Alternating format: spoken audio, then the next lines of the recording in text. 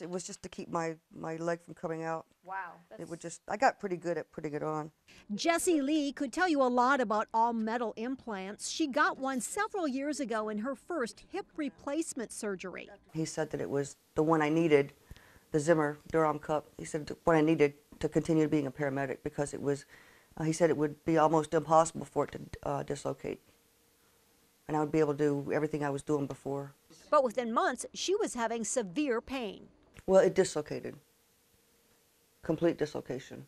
This x-ray shows an implant in place, and this is an implant that's come out. In some metal implants, the parts rub together and generate shavings, especially as the person moves. Those shavings end up in the person's bloodstream, and they not only cause pain, but can damage tissue and bone around the hip. Lee says in her case there was enough damage that her implant slipped out, not once, but twice, and it was finally removed. You actually had to endure a second surgery because the implant failed. Right. Yeah. They can't just come and get it back. You know, hey, we're going to recall this product. Hip replacement is major surgery. The surgeon dislocates your leg and cuts off the top of the femur. That's the first time. Dr. Stephen Tankersley, an orthopedic surgeon in Hinesville, says a second procedure to remove an implant is more complicated. You have to get large exposure because now you have metal pieces that are inside the person that have to come out so that you can put more in.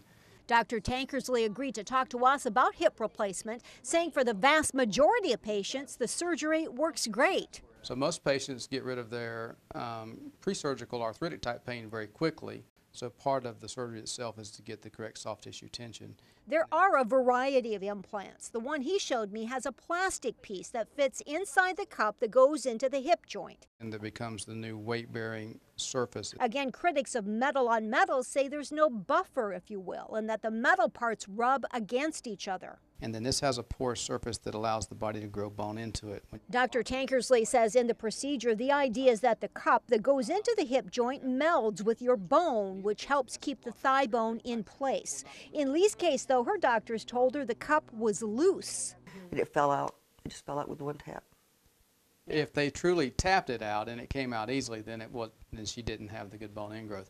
If you have bone ingrowth, it will not come out easily. Some claim that in the recalled or discontinued implants, a faulty cup helps create more rubbing and even more metal shavings. It's painful. It's painful. Ooh, painful, okay. Unfortunately for Lee, there's no happy ending. She says there was enough tissue damage that the second implant lets her move, but not always far. I can't sit for long periods of time, can't stand for long periods of time, can't walk very far.